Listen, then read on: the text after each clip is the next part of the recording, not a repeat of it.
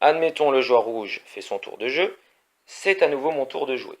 Je récupère ma carte repos que j'inclus dans mon jeu. J'ai toujours les mêmes cartes que tout à l'heure. Sauf que cette fois-ci, maintenant, j'ai de la bière. J'ai de quoi me motiver pour aller taper le grand Cthulhu. Donc je vais me faire déjà mon déplacement. Donc je vais choisir de me déplacer de 3 points d'action. Je me déplace donc ici.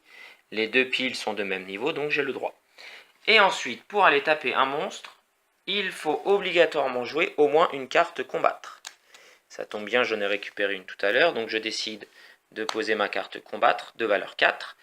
Mais il faut que je monte jusqu'à 14. Donc il va falloir que mon nain se motive à fond en buvant des bières. Donc j'en rajoute une, je suis à 7, j'en rajoute une, je suis à 10, j'en rajoute une, je suis à 13, et j'en rajoute une dernière, je suis à 16. Voilà, mon nain a une force d'attaque de 16, bien motivé par sa petite boisson naine.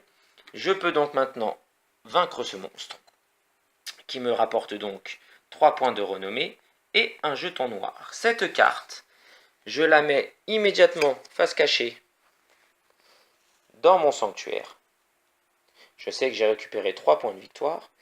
Et mon tour s'arrête immédiatement. En effet, quand vous faites une action de combat, quand vous combattez un monstre, ou quand vous faites une action de forge, et que vous mettez une carte dans votre zone de sanctuaire, c'est-à-dire dès que vous récupérez des points de victoire, votre tour s'arrête immédiatement. Donc comme tout à l'heure, je défausse mes 4 bières dans la réserve commune. Je perds ma carte la plus grosse, et de toute manière, quand on fait un combat, on perd automatiquement sa carte combat la plus forte. J'aurais très bien pu jouer 2 cartes combat de valeur différente, un 4 et une autre de valeur 1 par exemple, mais j'aurais perdu automatiquement ma carte combat de plus forte valeur qui va elle aussi se retrouver dans la zone de défausse de recherche, qui va revenir plus tard dans le deck pour aller ici rechercher cette carte. Fin de mon tour. La carte action, je la laisse sur la table. Ici, il y a eu un combat, donc la méchante vampire a pris peur. Hop, elle va se cacher sous la... Elle retourne dans la forêt se cacher sous la pile de deck de monstres.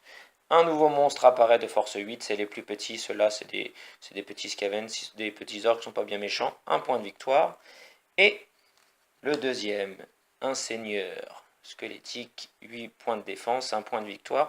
Ce qui me fait penser que j'ai oublié, mon grand Cthulhu me donne aussi un jeton noir en récompense, c'est pas mal, que je récupère dans la réserve commune. C'est un petit bonus, je récupère un jeton qui vaut toujours 4 points pour aller forger là-bas, mais j'ai pas eu besoin de le creuser. Donc mon tour est fini. Dernière étape, la rivière avance. Donc cette carte-là, elle est perdue. Celle-ci avance, et une nouvelle carte de 3 points de victoire apparaît avec du noir. Ça, c'est intéressant.